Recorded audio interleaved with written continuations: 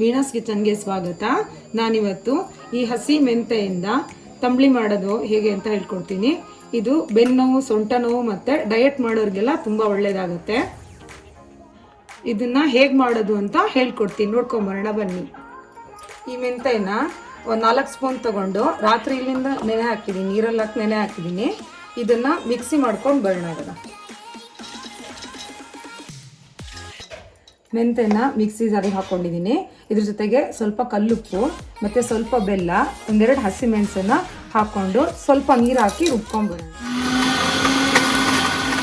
ಇದು ರುಬ್ಬಾಗಿದೆ. ಇದನ್ನು ಪಾತ್ರೆಗೆ ತೆಕ್ಕೊಳ್ಳೋಣ. ಇದಕ್ಕೆ ಅರ್ಧ ಲೋಟ ಮೊಸರು ಹಾಕಬೇಕು. ಮೊಸರು ಹಾಕಿ ಕ್ಲೀನಾಗಿ ಮಿಕ್ಸ್ ಮಾಡೋಣ. ತಂಬಳಿಗೆ ಒಗ್ಗರಣೆ ಹಾಕೋಣ. 1 ಸ್ಪೂನ್ ಎಣ್ಣೆ, ಒಂದು ಕಟ್ ಮಾಡಿರೋ ಮೆಣಸಿನಕಾಯಿ ಮತ್ತು ಅರ್ಧ ಸ್ಪೂನ್ ಸಾಸಿವೆ, ಚೂರು ಹಿಂಗೆ ಹಾಕೋಣ. ಒಗ್ಗರಣೆ ಸಿಡಿದ ನಂತರ ಸಾಸಿವೆಗೆ ಹಾಕೋಣ.